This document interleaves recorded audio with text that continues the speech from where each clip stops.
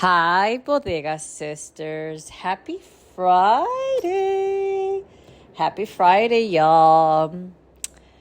Man, I have to be honest with you all, with you guys. Yesterday was rough. I wasn't even sure if I was going to record an episode this week. Like yesterday, usually I record an episode on Thursday and I share my thoughts with you guys and my reflection, my nuggets of wisdom. But this week has been incredibly busy. I haven't been getting enough sleep. I haven't been sleeping my 8 hours of sleep.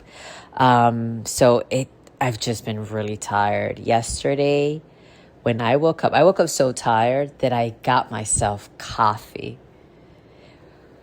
Anyone that knows me knows I don't drink coffee. I didn't grow up drinking coffee. So if you see me getting coffee and with a cup of coffee in my hand, just know shit is real.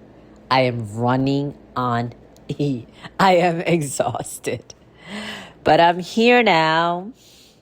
It's Friday. I got myself some good sleep last night. I had to take some Motrin because my back has been killing me. But I'm good. I have to start stretching more often. So yesterday, while I was scrolling on my phone, on my feed, I came across a video on Instagram. I can't remember. I know it was a public figure, but I can't remember the person. But what got my attention of the video, she was saying something like, when you're done, you're done.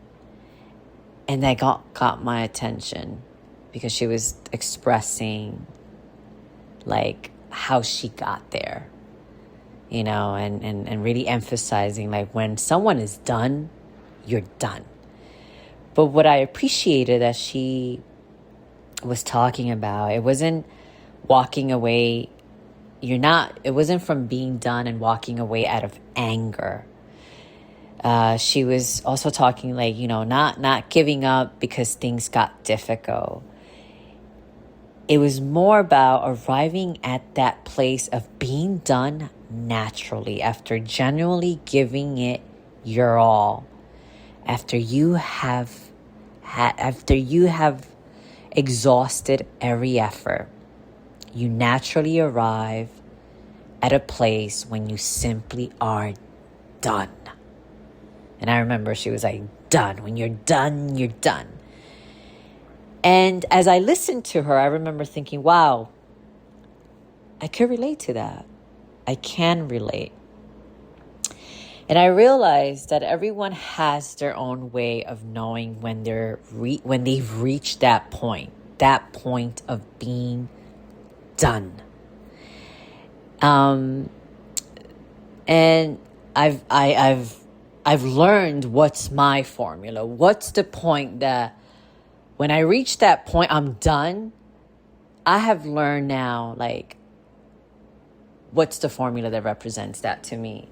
The formula I've discovered that has worked for me is I know I'm truly done when I'm finally able to let go with peace. That sense of peace is what tells me I've exhausted every effort. That's what tells me I'm done.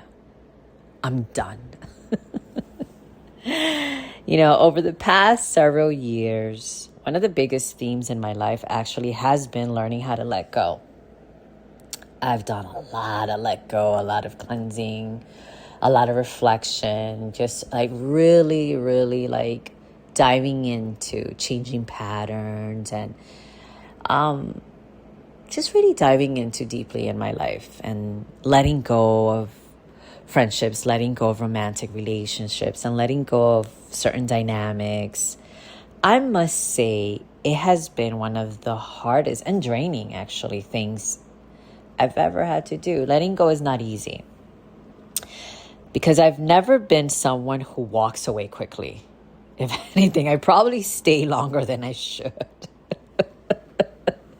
Not because I don't have boundaries, but because I genuinely believe in relationships. I genuinely believe relationships are worth fighting for. I believe in, let's have the conversations.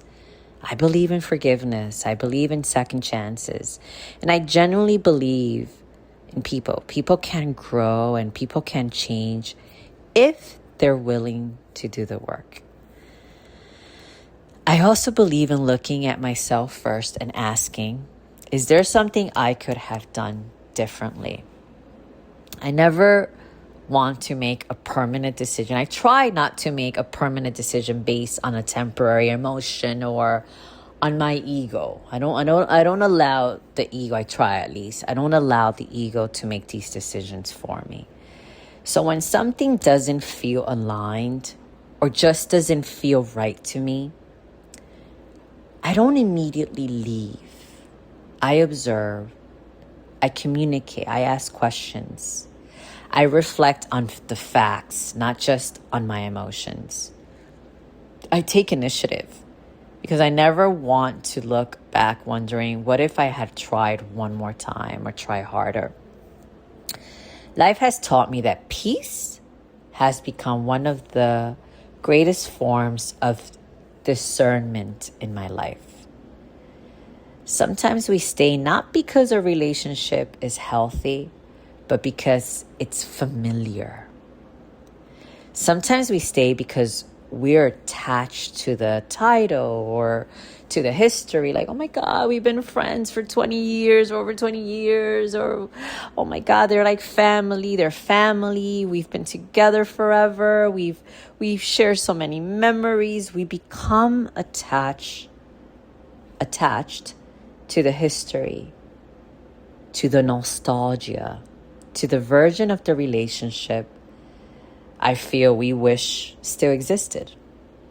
And without even realizing it, we start romanticizing the past instead of paying attention to the present.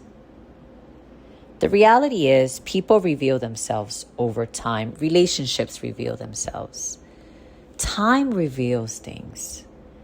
Not in one conversation, not in one disagreement, over time.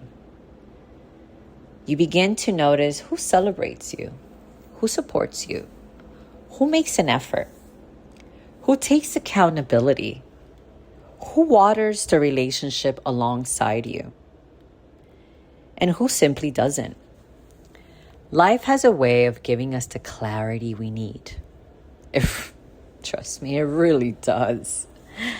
I think social media sometimes makes letting go sound so easy. Like, cut them off, protect your peace, good vibes only, move on, And there's, hey, everybody got their own formula.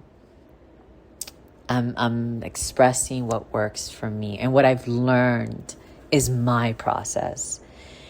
And while I understand why people say that, I also think some relationships deserve effort. Some relationships deserve those conversations. They deserve forgiveness. They deserve honesty. They deserve the time.